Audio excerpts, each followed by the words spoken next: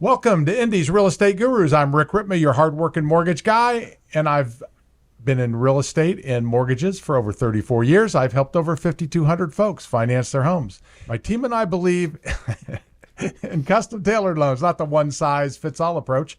We believe there is a right mortgage for you, and we are the team to deliver it. And I'm Ian Arnold, part of Rick's hardworking mortgage team. I've been in the financial industry for over 15 years, helping customers rebuild their credit to help them get the best possible interest rate. And I have a passion in helping you secure your overall real estate dreams and even helping you pay off your home even faster. And if you have any questions on Indy's real estate market or mortgages, please go to hardworkingmortgageguys.com. That's hardworkingmortgageguys.com, or you can call 317-672-1938. That's 317-672-1938. And we're really excited today to have Peter Stewart. And Peter has I think, a very fascinating story. He's got a lot of experience. You've done a lot of different things, which I think is very interesting. Thanks so much for joining us. We do appreciate it. Thanks for having me. I really appreciate the opportunity. And you have a company now. It's called... It's Peter Stewart Realty. Okay. Yeah, it's a small independent brokerage. I'm a managing broker and owner. It's just a kind of a small boutique residential brokerage here based in Carmel. Awesome. And we'll get into that in a minute, but before real estate, so what was where'd you grow up? What did you do before real estate? Yeah, I'll give you a quick background. So born and raised in Indianapolis, went to North Central, went to IU. As soon as I graduated college, I wanted to get the heck out of the Midwest for a little bit. So I ended up out in Los Angeles, in Santa Monica specifically, had some friends and family out on the West Coast. So landed out there and actually went right into the entertainment business. Now, on the we'll call it below the line. So behind the camera, I started work for Paramount Pictures, and I was the executive assistant to the production finance, or a guy in production finance who oversaw basically the budgets for the television shows that they were producing. So started there and then ended up getting into accounting. I was a payroll accountant. So basically I was the person who cut all the checks for a lot of people in the television side of things for Paramount. And specifically I was the accountant or the payroll accountant for the Everyone Hates Chris show, which on the CW network for all 6 seasons that was out. It's based on Chris Rock's life. So I was not a CPA, but in accounting. And that got really boring after a while. I enjoyed it because I'm a numbers guy. I'm a very logical thinker. So from that side of it, it fit me well. But there's a ceiling in that job. You could be the best accountant in the world. You're only going to make so much money. And it is the same thing over and over, week after week, week after week. So I got very bored of that. And one day I was just having a conversation with my wife's cousin, who was a realtor in Long Beach. And she just out of the blue was like, hey, you know what?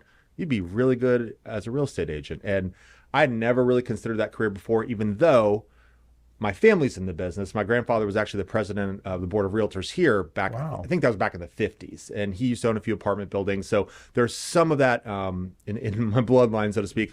My two uncles, one was an agent in Seattle and one was an agent in San Diego too. So again, familiar with real estate and had it around me a little bit, but never was thinking about being an agent. And she said that and it kind of just sparked something in my brain, and I was like, I'm ready for a change. I want to do something different. So I said, okay, and I went to get my license and ended up in real estate. So it was sort of just a random conversation that sparked that. Of course, it happened to be in 2008. 2009 is when I started. 2008, when I decided to get my license when the market was crashing. So very interesting time, and everyone was telling me I was crazy. What are you doing? You're getting into an industry that's imploding right now. But ended up, working out very well for me. A lot of opportunity, kind of start on the ground floor. And did you start out in California? Yes, yeah. So I was in Los Angeles from 2003 to the end of 2014. So I started right at the beginning of 2009 as an agent out there at Keller Williams Realty. Okay, so you started in the height of the breakdown, when everything just right at the bottom of the rubble. Yeah. And then you did it in California for 5 years. Mm-hmm. And then you moved to Yeah. So at the end of 2014, we moved back to Carmel. I was born in Indianapolis, but moved back here and then just basically transitioned the business here and started over really, which was a tough thing to do because was just getting to that point in my career out there where getting a lot of momentum and doing very well. I mean, the last year we were there, we closed 25 million in sales personally, which was that's a pretty good amount. Yeah. I know it's California prices, but this was also 2014 when they weren't quite as high as they are today. But just really getting going in the career, and I had to basically put the plug on it and restart everything here. So how did you get going in either or both places? What kind of processes did you do? What did you do? What was your work like to get to the point of 25 million the last year in California? So I first started, I was just by myself. I would just immerse myself in the office. I would go there every day, even when I had nothing to do. And I would sit there all day. I would network with other agents. And really what I was trying to do at first was basically get their business that the busy agents didn't want. So I would network with some guys. I do open houses for them with any of their good listings that were in neighborhoods I liked. So I did a ton of open houses as well. I think the first year I did like 42 open houses. Wow. I mean, it was nearly every weekend, sometimes Saturday and Sunday. Because I had nothing to do. I had no business, no clientele. So that was my way to kind of immerse myself in it and meet a lot of people. So that was number one, doing that. And I also do some floor time. If anyone's familiar with what floor time is, essentially when a call comes into a real estate office, let's say someone's driving by a property, they see a sign. That sign has the office number on it. They call that number. The receptionist basically will transfer that lead to agents that are working the floor, sitting there in the office, which usually means the newer agents. So caught a couple of those calls, got a little bit of business out of that as well. Get some from the open houses. But after about 4 months, I was doing okay. But I was in one of the weekly office meetings, and the number one agent at the time, the number one solo agent, Richard Shulman, at one of the meetings had raised his hand and said, "Hey, I need someone to show this property later today." And I'm an opportunist. I realized, hey, this guy's super successful. He's my age. I'm always hearing about his closings and all his deals. So I raised my hand and said, I'll do it. 2 weeks later, I had a $1.1 million cash deal under contract for that buyer. Wow. It was a buyer that he had worked with forever, couldn't convert him, and I did. And it was after that, we basically formed a team. He was, again, a solo agent at the time. I was his first official buyer's agent, and I worked with him to grow that team. Last year, he closed, I want to say it was like $350 million. Wow. He's one of the top agents in the country. He's one of the top 100 for Keller Williams worldwide. Wow. So very successful. And he's been my mentor in this whole time, really. But point is, so teaming up with a very successful agent who had too much business was a key there.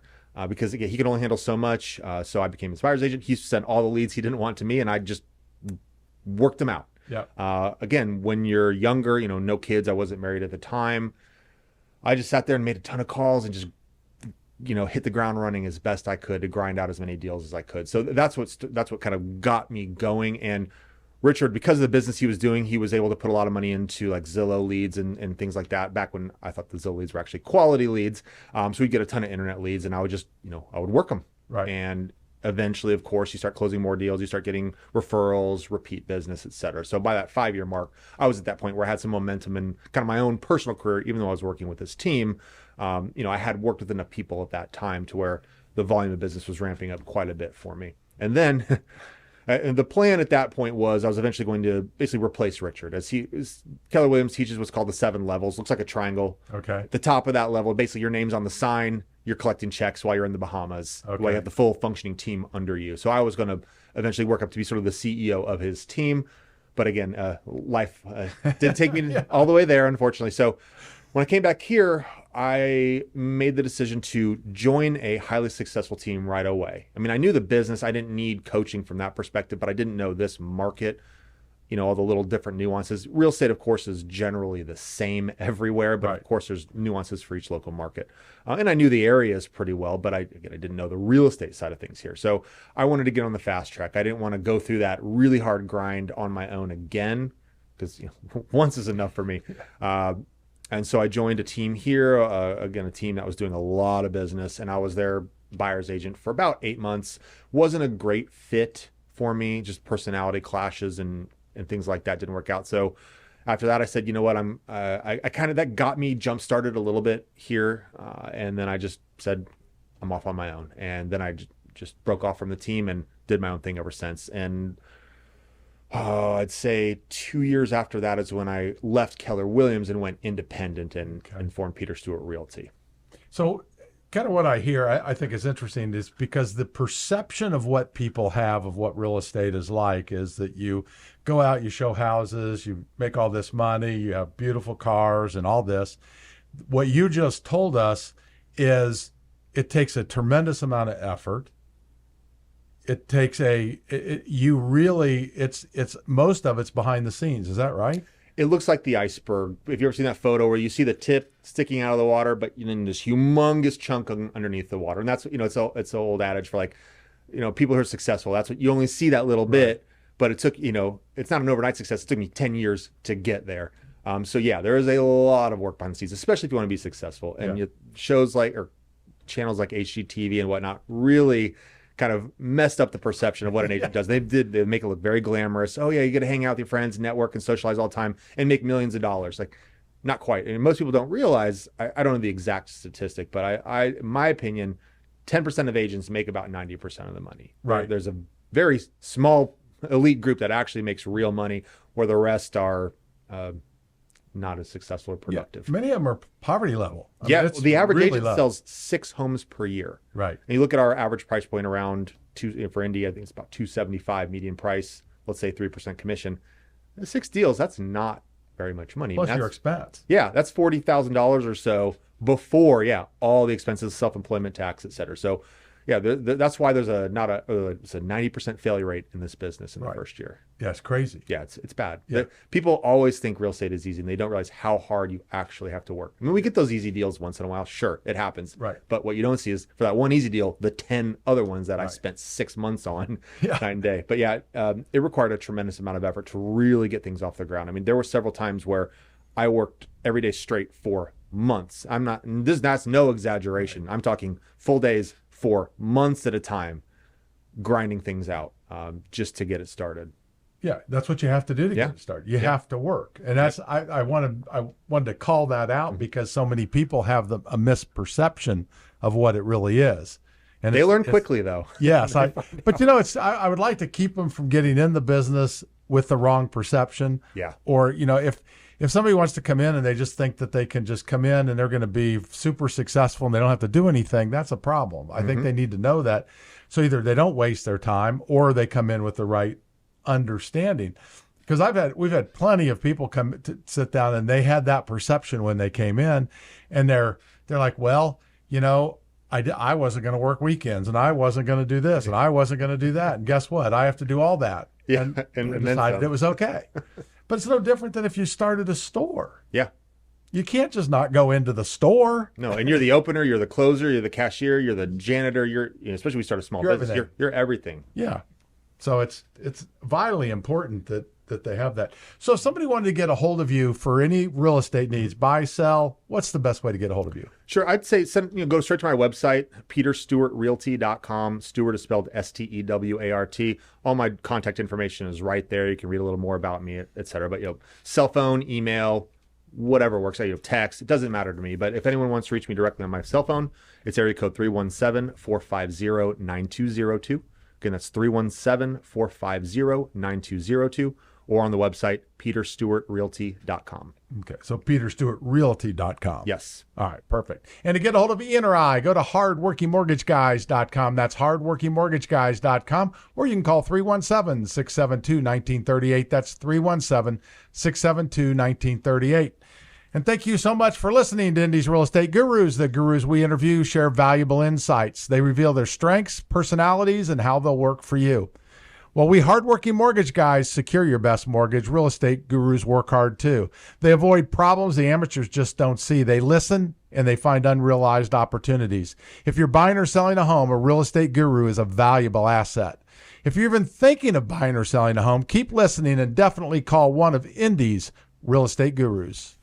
All right, Peter. So we're going to take a side tour from the whole real estate thing. Let's find out, if I take away your phone from you, you cannot work. I know. You're going to be in the fetal position for at least 30 minutes to an hour. But for the next 23 hours, what are you doing for fun?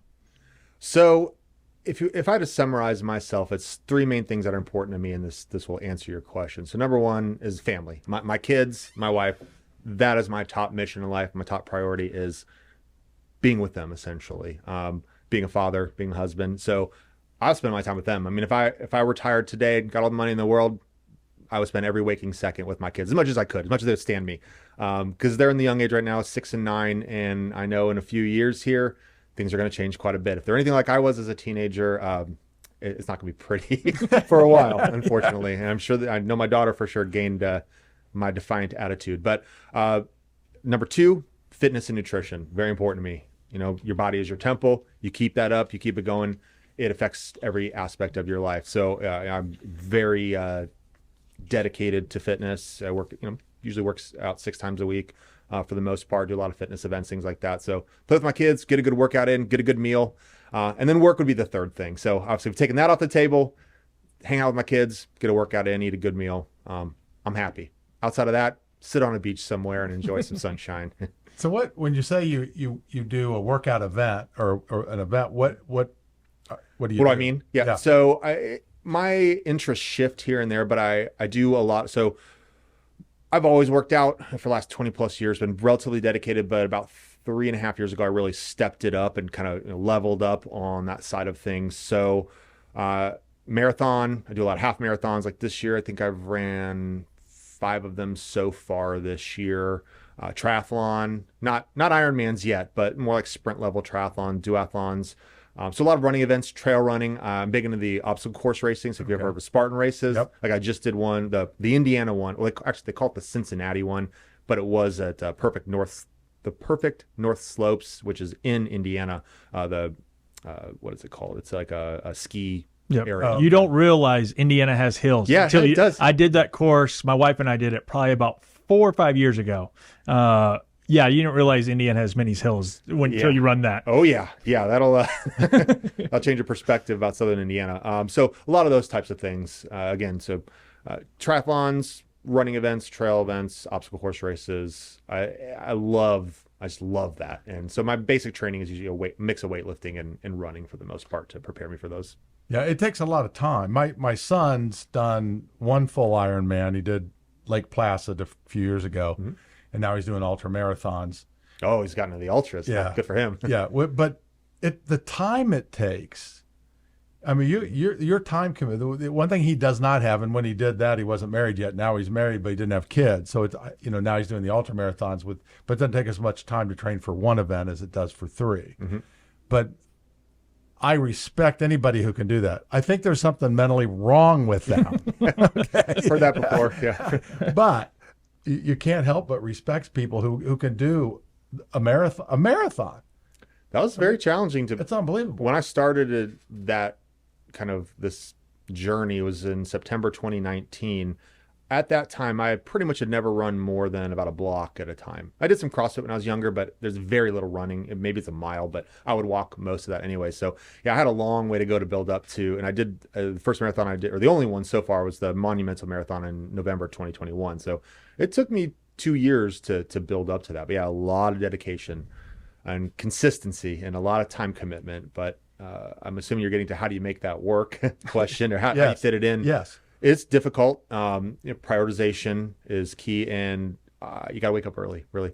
If you're busy with work and kids, I have to wake up at 5 a.m. and get my workout in early. And when I was training for triathlon, I had to get up at 4 so I could make it to the pool by 5 to get my hour swim in, be back by 6:15, 6:30 to get the kids up and take them to school and then start my normal day. So most of it's early morning workouts, and then I will carve out an hour, 2 hours on the weekend. Usually Saturday morning is kind of like my time to get a workout in, or whatever training I'm doing that day. Yeah. But it's a big commitment for sure. It depends on what you're doing as well. And last year I hiked, did the Mount Whitney hike, which is a 14,000 foot peak. Wow. It's one of the tallest peaks kind of in the country. And there's I don't want to say famous, but a popular hike. You go to the top and back. It's a 22-mile round trip. It took me over 16 hours. Like, it doesn't sound that hard, but it's actually very challenging. And so training for that, I'd have to drive down to Southern Indiana on a Saturday, go to Hoosier National Forest, and for 4, 6, 8 hours plus down there by myself training, and then I come back. So basically I have to miss all of Saturday for about 2 months straight to get prepared for it. Okay, I disagree with you. It does sound challenging. Okay, doesn't sound that challenging. Does that sound challenging to you? 22 miles and 1,400 feet? 14,000 feet? Yeah. Yeah, that sounds extremely challenging. Whoa. They were just complaining about playing the NBA Finals in Denver, where it's Mile High Stadium. Yeah. I'm like, and you're just playing one basketball game. Yeah, a couple hours. Yeah. Those guys aren't in good shape. I don't know. So I do have to ask. So since you came from Los Angeles or California, is there a big difference between real estate selling there and real estate selling here besides price? Sure. Great question. Yes and no. I mean, of course, yeah, price is the big one.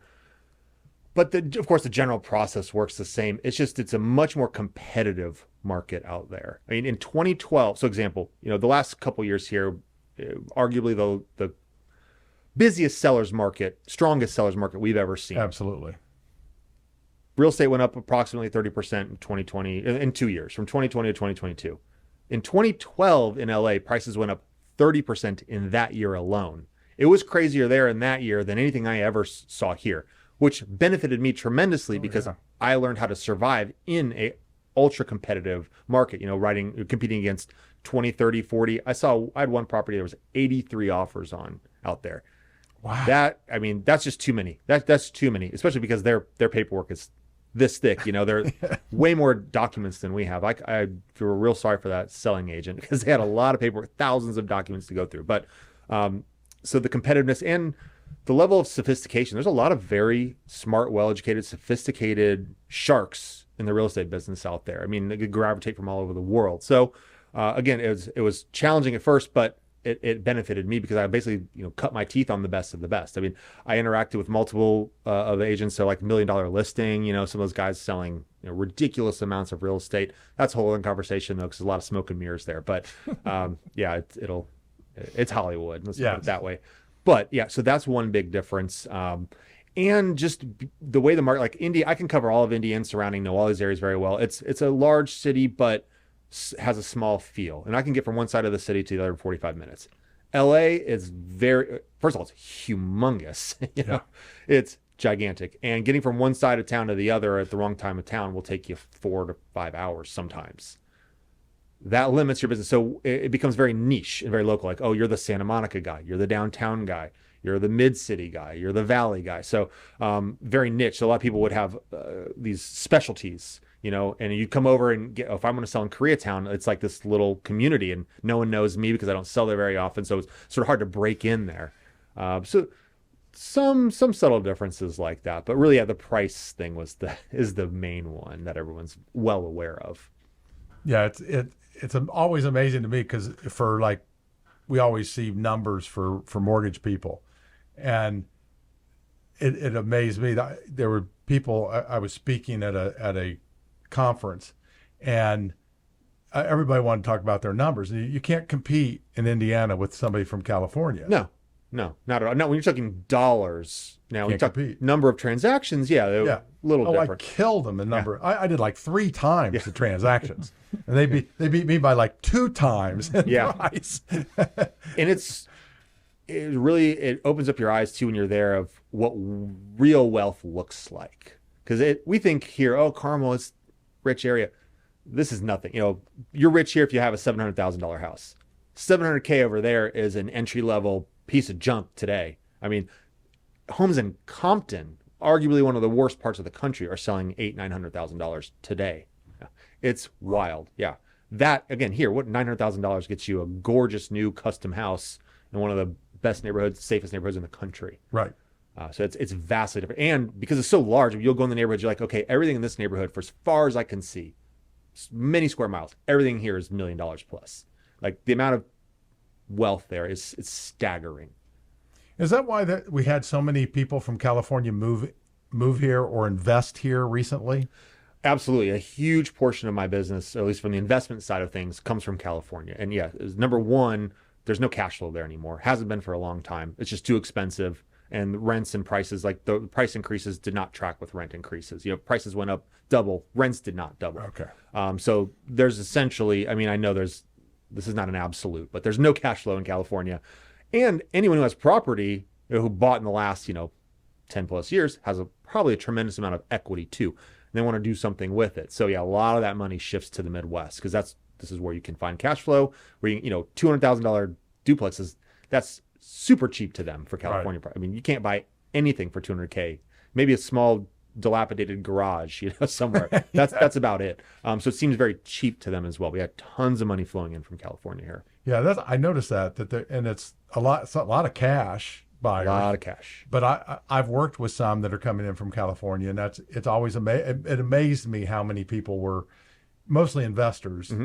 But there were also, I heard agents tell me that, oh yeah, that house sold. It sold for 150 over, and they paid cash, and they're out of California. And to them, it was so cheap they couldn't pass it up, even though they were paying more 150 over list price. Yep. And there are a lot of people moving here as well. I think they've realized the quality of life here is fantastic. Yeah. I mean, for what you get, California's got its pluses, but and not to digress too much, but like the reason I moved from LA, number one, we just had our first child, and I wanted to give her kind of wholesome Midwest upbringing. But to me, it's just a better place to raise kids. Yeah. Los Angeles was very dangerous. And this is a lot of parts of California as well. A lot of that local news of things that happen there don't make it to the national news. So you don't see how bad it actually is. And a lot of people want to escape that. They realize that there's a lot of drugs, there's a lot of crime, a lot of homeless problems in many, many cities out there. Very congested. You got smog. Like, there's a million reasons. And you come out here like, wow, for $400,000, I can get what? Like a newer house here in this amazing area that's safe. I can go to a park and not have to worry about a bunch of crazy homeless people chasing me or screaming at me, or I don't have to worry about just some random person doing a very violent act. Like, as an example, the last year we were in LA, there were 3 murders within a mile of our house. Wow. Yeah. And then we lived in a nice area in Mar Vista. It's 2 miles from the beach, right behind Marina del Rey.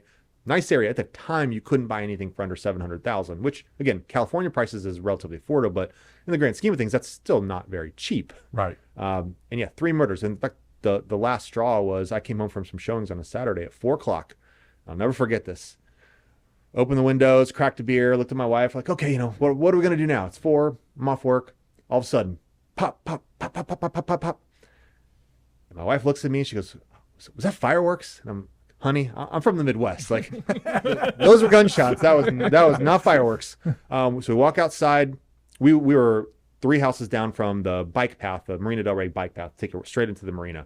We used to walk it all the time. It's nice. It's like the Monon here, basically. Okay. We walk out. We saw these people gathering. We go look. Person laying on the street, on the sidewalk, right in front of a house, covered in blood. All these people standing around him. There's a drive-by shooting, and that person actually survived. But I talked to some neighbors, and turns out the night before, someone was murdered at that house. And then it dawned on me. I woke up at 2 a.m. because the helicopter was right overhead. But it's so common there, I didn't really think anything of it. 6 days out of the week, the helicopter would be above. That's LA life for you, Here, if that happens, people are going to lose their minds because it's not normal. But so that was a retaliation shooting for that murder. So we were just about to walk on that bike path, and we could have hit, my daughter, my dog, my wife, any one of us could have got hit by a stray bullet. So that was sort of the final straw. But things like that happen all over California all the time, and we just don't hear about these crazy stories. I mean, look, we all have our problems. Go down to 10th and Rural or 38th and Post here in Indianapolis, and you might catch a stray bullet too. Right. But it's not quite as pervasive as it is in a lot of parts of California. Yeah. The one thing that I've thought it was always funny is, and you probably got this quite a bit, is when somebody moves from a larger city, whether it's either Atlanta, LA, wherever, and they move here and they're like, hey, look, I want to be close to roughly about 45 minutes from work. I want to be here. And they're like, wait, I can go from here to there in 45 minutes? I had that exact conversation because like LA would be, okay, what time of day, where are you going? Where are you coming from? What time of day, what day of the week? And then you determine, okay, you can't go by, it's 3 miles away. I can, it's this long, I'll take it. Because it could be 10 minutes, it could be 3 hours. Here, you're right. And I tell everyone, because of our freeway system and because we're a grid city, streets running north, south, east, and west, you can get anywhere, at any time of day, any day of the week, within 45 minutes. Like, so it doesn't pigeonhole you into any one area like a city like LA does. Yeah. If you work on the west side, you're living on the west side. You work downtown, you're living downtown. So it really opens it up here and allows access to the entire city very easily. Yeah. All right. So if somebody's looking to talk about real estate, whether to buy, sell, or just talk to you, how would get a hold of you? I'd say the best way, you can go to my website because you can have directly do a direct message through the website. It's also got my cell phone and my email address right there at www.peterstewartrealty.com. And Stewart is spelled Stewart. The correct way. Yes. Yeah. Well, I like to think so. Yeah. And to get a hold of Ian or I, go to hardworkingmortgageguys.com. That's hardworkingmortgageguys.com. Or you can call 317-672-1938. That's 317-672-1938. All right. And before we get into question of the week, I do have one other question for you. So what separates you from other realtors out there? What do you think separates? Great question. So number one, my experience. So that to me is what really sets a lot of agents apart, is your experience. It's not years in the business, because that doesn't matter. You could be in the business 30 years. If you sell one house a year, you're not a very good agent, But if you've been in the business 5 years and you sell 100 properties a year, you're killing it and you're doing something right. So number one, I've been in the business 15. I'm in my 15th year at this point. Sold about $200 million in real estate at this point. So a lot of experience, a lot of transactions, and I have experience in 2 markets. Not many agents do. I mean, yeah, I'm not the only one, of course, but again, coming from LA, that hyper competitive industry, again, I learned from some of the top agents in the world to cut my teeth on them. So gave me a very strategic advantage and gave me a lot of skills that well equipped me to survive these market shifts and thrive actually in these shifts versus kind of having to ride the roller coaster like many other agents have had to do. Another thing that separates me is that I'm also an investor. I've been investing in real estate since 2011. That's when I bought my first rental property. So I've got 12 years. I own real estate in 4 different states. So I'm a remote investor too. And I've done a lot of things in that investment space, from flips to rentals, some land development, and on the rental side, long-term and short-term rentals. So I have a lot of experience with investors, and I've been working with investors my whole career as well. And that is oddly something that very few real estate agents do. It's a niche that I've kind of gravitated towards and taken a hold of because it was an underserved market.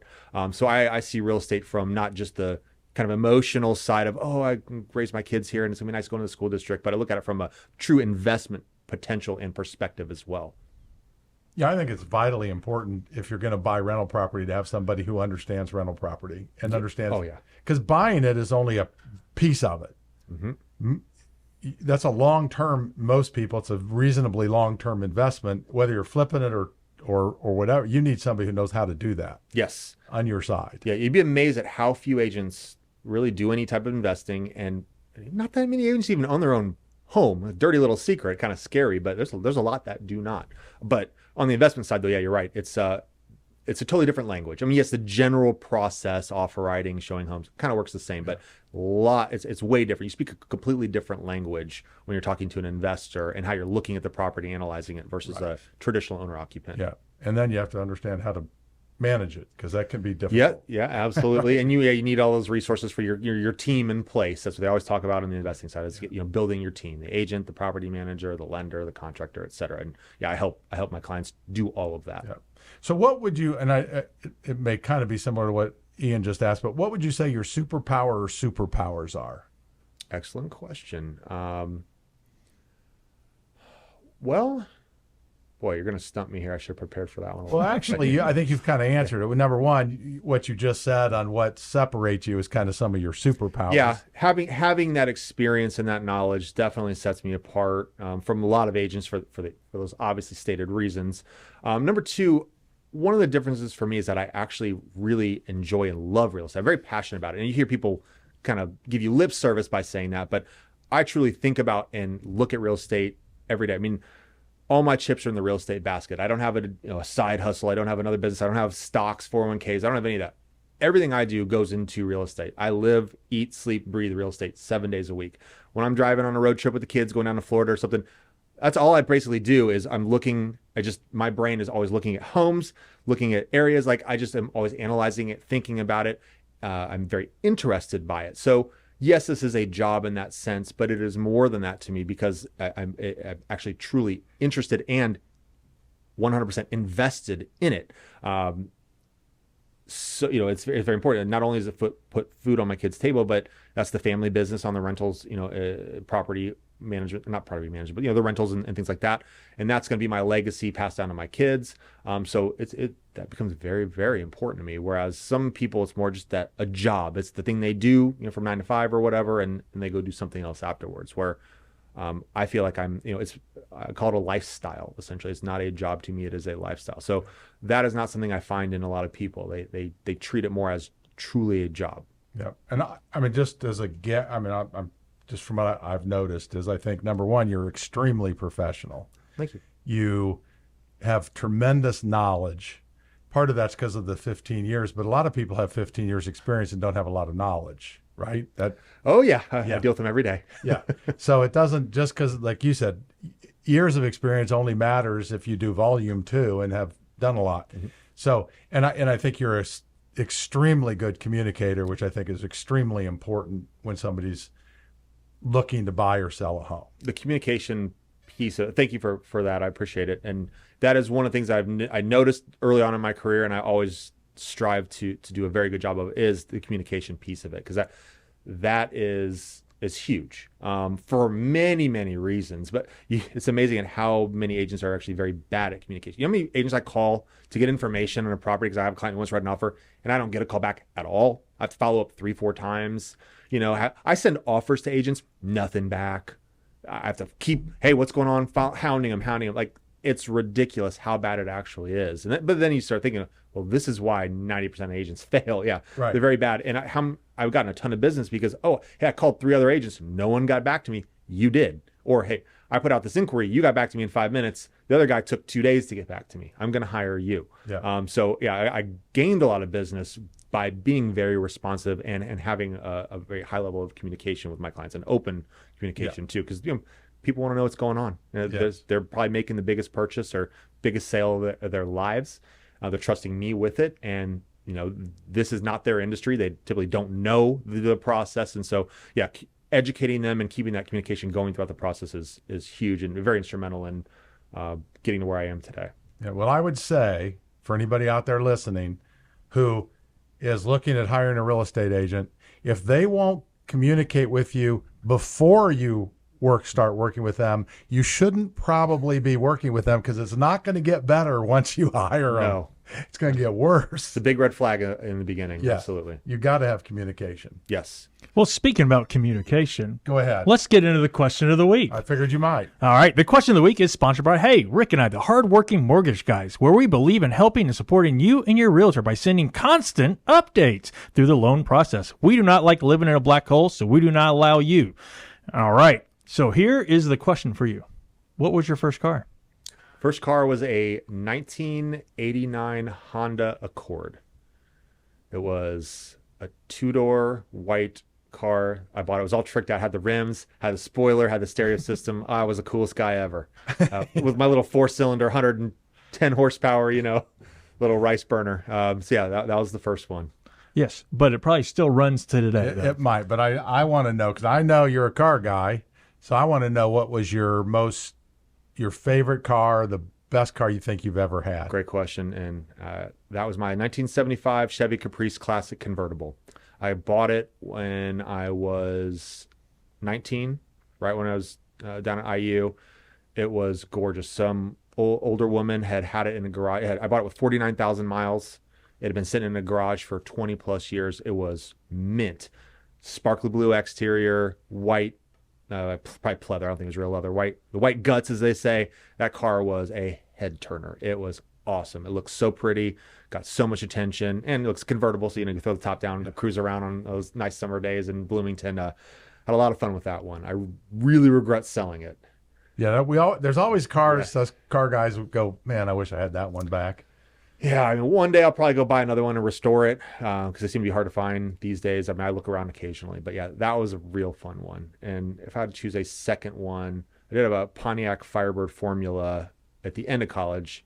It's actually what I sold the convertible to get, because convertible required a lot of maintenance, and as a broke college kid, I couldn't deal with that. So I needed something a little more modern, and that was fun too, because that was this 6-speed stick shift and did have the 5.7 liter V8 in it.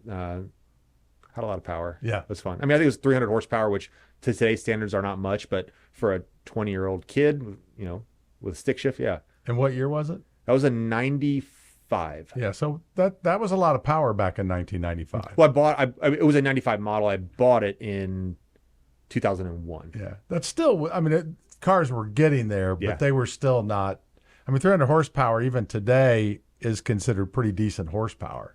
It's just not the killer horsepower of the demon that you and I were talking about. Yeah, exactly. Well, just think about it. Here soon, you get to put your kids through their first car, and you get to go through theirs and decide what. So you could either pick something fun or something? Hey, here's a $500 car. My wife and I had that conversation. So they're not going to get new, but they're not going to get the complete beater either, because I can afford something for them that's safe and reliable. That's the most important thing. But they're definitely not getting anything fun. They've got to earn that. Not getting anything too fast. But yeah, I don't know, a newer Honda Accord or something like that's probably where I'd go with them. But safety is going to be the priority. I can tell you for me, it did not matter. It was fun. Oh, yeah. And I had to drive Freedom. a Gremlin, all right? And it was still fun. Yeah, freedom, right? Yeah, 4 wheels, that's all you need. Who cares? As a teenager, yeah, it didn't really matter. Yeah. Cars are, I like cars. Yep. So we just started a new series, still about real estate, but we're doing it with a new agent. Literally, she just got her license in April. So she just right now learning the contracts, trying to get her name out there. What words of wisdom do you think you would have for, and her name is Lexi? Okay. So for Lexi, I mean, number one, it depends on what she's trying to do with her business. Is this sort of just a side thing? Is this her full-time thing? Does she have a spouse that, is the breadwinner and she just needs to bring a little money to keep herself busy? Or is this like, her career that she's going for? But to get going, words of wisdom, number one, training. So if you're with any of the I recommend starting out with one of the big brokerages first. I think they have amazing training. That Keller Williams is known for their training. In fact, when I was still with them, they were the number one training organization in the world, like across all industries. They were known and prized for their fantastic training. So, I know all the brokerages have some kind of training program there. So that number one, and the education piece of it, getting up to speed on things, because when you get your license, they teach you all the theories and whatnot. But in reality, you only apply about 5% of that into the business. And the training side of things, once you get into a brokerage, is going to teach you the real day-to-day ins and outs, lead generation, follow-up, all, scripting, all that kind of stuff. So I would definitely do that. And I think a great path, if you don't have a huge network of people that you can maybe rely on to get those initial sales going, kind of the low-hanging fruit, friends and family, definitely teaming up with a high-producing agent and get on their team, become a buyer's agent, because you'll get fed leads, you get trained, you get up to speed, and it's kind of a fast track into jumpstarting your career. That's awesome. I mean, everybody needs to, especially when you first start, needs those words of wisdom. So it's nice to hear. So I like to ask my favorite question. So what's your most memorable deal? Most memorable deal? Well, that would be, I can't divulge who this was, but I did work with an A-list celebrity when I was out there. They, very, very well known, like Tom Cruise level. Not Tom Cruise, I wish it was him. But I showed them a bunch of houses. So that was I was happy if they didn't buy anything. Just to be able to meet them and go tour homes with this person was amazing. But they ended up buying, it was only a $4.5 million house. They were moving from a much larger home, kind of downsizing. So it was a $4.5 million deal in Sherman Oaks. That was probably my favorite one. It was, obviously commission was good too and all that. I did have to share it with another agent. We were kind of double teaming them. But that was probably my favorite. And then really my first one. My partner, Richard, at the time, I'll never forget, he turned to me, he's like, after the close, he was like, don't get used to that. It's not all like that. Because again, it was cash, 2-week closing, over $1 million. So of course, for me, I'm like, this is easy. I go, awesome, no problem. HGTV is yep, here we right. come. Yeah, you can get that Lamborghini order next week. And obviously, the reality of the market hit me. It wasn't quite that way, but it was very wise of him to tell me that. Yeah, they're not all that easy. But it was just an awesome kind of initiation and jumpstart into the industry to have success like that right off the bat. Don't you think that's one of the things that really hurts a brand new agent is if they earn money right away, many of them, I think that's why they end up out of the business, they go spend it. Yeah. And that's not what you should do, because it doesn't just keep rolling. No. Yeah. When you switch to a 100% commission-based type job, yeah, it's totally different mindset there. You got to be very careful, because it could be a roller coaster, especially in the beginning. And yeah, you've got to save every penny. Yep. The next deal, you don't know where it's coming from. You don't know when it's going to land. And yeah, until the day it closes, that money's not in your pocket. That's right. So what does your team look like? So I keep it very small, bare bones. It's just myself and my assistant, Linda. This year, I'm going to look to expand and bring a buyer's agent onto the team, as we're getting to a point where I can only handle so many transactions. Right. And I would like to start building a more traditional team so I can, I would say, not remove myself from the business, but start taking a step back. Still to this day, This is no lie. This is not an exaggeration. Since I started in this business, I've not taken a full day off yet. Now that doesn't mean I'm talking, sometimes I'll sit down and, 30 minutes, 60 minutes, emails, easy stuff, in my underwear and whatever, on the couch and the laptop in Florida on the beach. But I've never for 24 hours turned it off and not worked, not one day.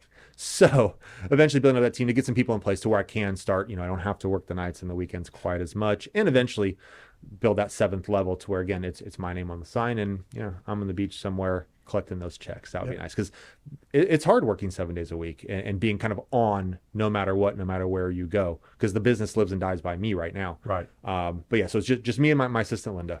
And there's always something to do. Always. Yep. So I think we should give him a goal. Let's lock him in a closet. Take away his phone. I mean, he's bigger than us, so you're going to go first on this one, Rick. This is not my idea. I don't even think it's a good one so far. All right, then. If we're not going to take him away from business, let's give him business. What's the best way somebody can reach you? Directly on my cell phone.